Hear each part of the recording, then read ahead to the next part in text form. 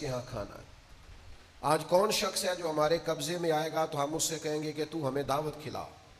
یہ انداز درست نہیں ہے. مومن کی شان یہ نہیں ہے. مومن کا رازق تو اس کا اللہ ہے. اس کا تو عقیدہ بڑا ستھرا ہے, اس کے نظریات بڑے شاندار ہیں. وہ کبھی بھی اس طرح کا ذہن نہیں بناتا کہ وہ کسی سے کچھ چیز ہتھیا لے. تحفہ دینا لینا سنت ہے, پر تحفہ مانگ لینا, ذرا غور فرمائیں اس بات پر. یہ کیا بات ہوئی کہ تحفہ مانگ لیا آپ نے؟ مجھے بہت سارے دوست پوچھتے ہیں کہ آپ کی انگوٹھیاں بڑی تبدیل ہوتی ہیں. میں نے کہا دوست تبرک مانگتے, اب کیا کروں؟ تو ایک دوست نے مجھے مشورہ دیا, اس نے کہا جو تبرک مانگے اس سے کہنا 2 دے جاؤ 1 لے جاؤ, کیونکہ اور جگہ بھی تو تبرک دینا ہے نا, صرف آپ کا ہی تو حق نہیں ہے. تو تحفہ مانگ لیا جاتا ہے باقاعدہ. یہ انداز مومن کا نہیں. مومن کا توکل, اللہ کی ذات پر بھروسہ بڑا مضبوط ہوتا ہے. اسے خالصتاً اپنے رب پر بھروسہ کرنا چاہیے, اور جو اللہ پہ بھروسہ کرے اللہ دنیا اور آخرت میں اس کے لیے کافی ہو جاتا ہے.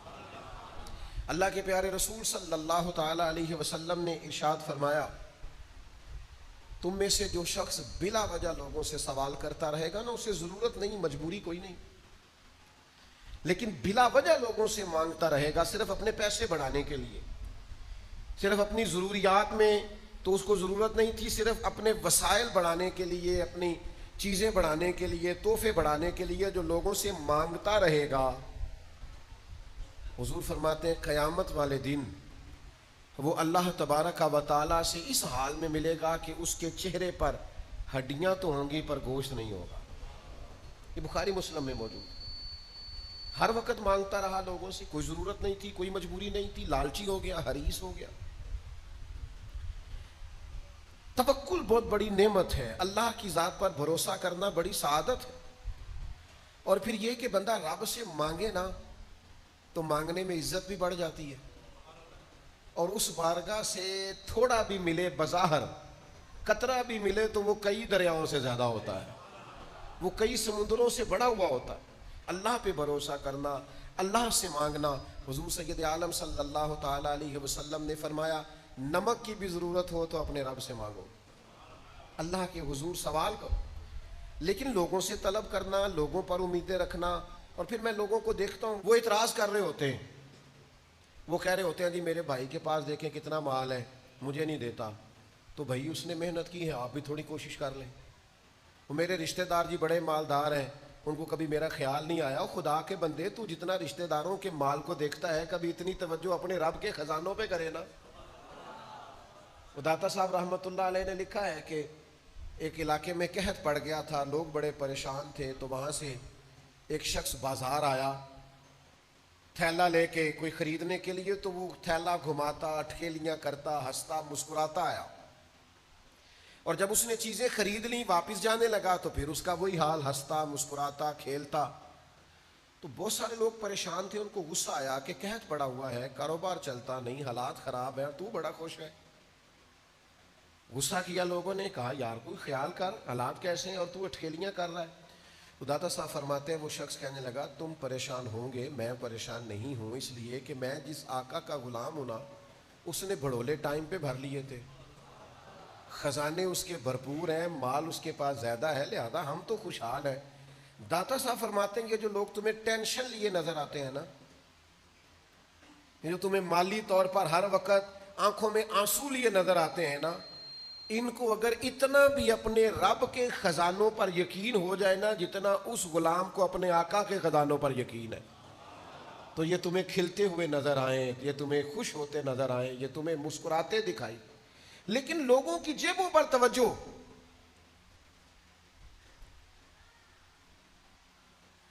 اور مانگنے کا نیا سے نیا سٹائل, طلب کرنے کا نیا سے نیا رنگ, نیا سے نیا ڈھونگ, نئی سے نئی واردات, ایسا ایسا طریقہ, ایسے ایسے شاندار لباس میں لوگوں کا آنا, اور اس طرح سے مطالبہ کرنا کہ جو سمجھ سے بالاتر ہے. آپ یقین کریں تبرکات. ہمارے ایک دوست ہیں بیچارے, اچھا مالدار ہیں لیکن بڑے ہی عقیدت والے, بڑے ہی پیار والے, مدینہ شریف کی گلیوں کو چومنے والے. ایک صاحب انہیں ملے جنوبی پنجاب کے, جی میں مدینہ شریف رہا ہوں, یہ میری فلاں شیخ کے ساتھ تصویر ہے، یہ میری فلاں شیخ کے ساتھ تصویر ہے، میرے پاس تبرکات ہیں، حرم شریف کی خاص چیزیں ہیں. وہ بیچارے عقیدت والے آدمی تھے، قابو آ گئے. بعد میں ان سے کہا 27 لاکھ روپیہ دے دو تبرکات کا. شرم نہیں آتی؟ تبرک بھی بکتا ہے. جس چیز کی نسبت مکہ مکرمہ اور مدینہ طیبہ سے ہے تم اسے بیچو گے اور ان سے ہتھیار لیا 27 لاکھ. وہ تو اللہ نے شعور دیا، بعد میں سمجھ آئی کہ یہ سارا جھوٹ ہے. اور پھر انہوں نے، خیر وہ مضبوط آدمی تھے، انہوں نے وہ اپنے پیسے واپس بھی لیے. لیکن میرے پاس یہاں ایک سید صاحب تشریف لائے، مجھے کہنے لگے یہ جو غلاف کعبہ آپ کو ہر جگہ ملتا ہے نا، یہ لاہور میں بھی بننے لگ گیا ہے. یہ گنبد خضرا والی جو جالیوں پہ پیچھے جو چادر لٹکتی ہوتی تھی، یہ جالی لوگوں نے تیار کرنی شروع کر دیا یہاں پاکستان میں. خدا کے بندو، کس کس نام پر لالچ کرو گے؟ کیا کیا نام لے کے بیچو گے؟ میں اس وطن میں رہتا ہوں جہاں تلاوتیں بکتی ہیں، نعتیں بکتی ہیں، تقریریں بکتی ہیں، عقیدتوں پہ لوگ خریداریاں کرتے ہیں. ظالم یہ بھی نہیں سوچتے کہ جو کام میری بخشش کا ذریعہ تھا میں نے اسی کو بیچنا شروع کر دیا. خدا کے بندو، ٹھیک ہے ضروریات زندگی ہوتی ہیں، پر یار اتنا لالچ، اتنا ہرس، اتنی ہوس. تم تو کہتے ہو ہم حضور کا دیا کھاتے ہیں، تو محبوب تو کسی کو قطرہ دے دے تو اس کی نسلوں سے ختم نہیں ہوتا. سرکار دیں اور پھر تم سے ختم ہو جائے، یہ کیسی بات کر دی تم نے؟ میرے کریم سے گر قطرہ کسی نے مانگا، دریا بہا دیے ہیں. یہ ذرا انداز دیکھیے، دریا بہا دیے ہیں، دربے بہا دیے. وہ تو بہا دیتے ہیں دریا، کہتے ہیں ساری زندگی پیتا رہنا کبھی ختم. ہرس نہیں، لالچ نہیں، طمع نہیں. آپ اللہ تبارک و تعالیٰ کی بارگاہ کی طرف رجوع کریں، رسول کائنات کی بارگاہ کی طرف رجوع کریں.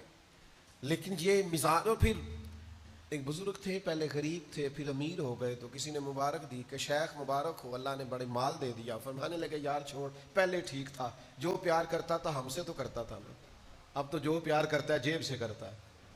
اب تو لوگوں کو نظر آتا ہے کہ ادھر بھی مال ہے ادھر بھی مال ہے. پہلے 2-4 سجن تھے، پر تھے وہ جو ہماری ذات سے پیار کرتے تھے، انہیں ہم اچھے لگتے. اب تو وہ جو چاندنی چاروں طرف چمکتی ہے نا، بے قدرہ نے قدر نہیں کیتی خوب تسلی ہو. او بھائی تھوڑا اپنی زندگی کے اندر اس سے چند قدم پیچھے ہٹیں، اپنے رب پر بھرو. اور پھر میں آپ کو ایک بات عرض کروں، ہم نے ان لوگوں کی بھی باتیں سنی ہیں جن سے لوگ سوال کرتے ہیں. میں نے پیسے کے معاملے میں لوگوں کو باتیں کرتے دیکھا ہے کہ میں کیا کروں جی، بھائی کا بوجھ بھی مجھ پہ ہے، فلانے کا بھی مجھ پہ ہے، فلاں بھی مجھ سے. باتیں کرتے ہیں لوگ.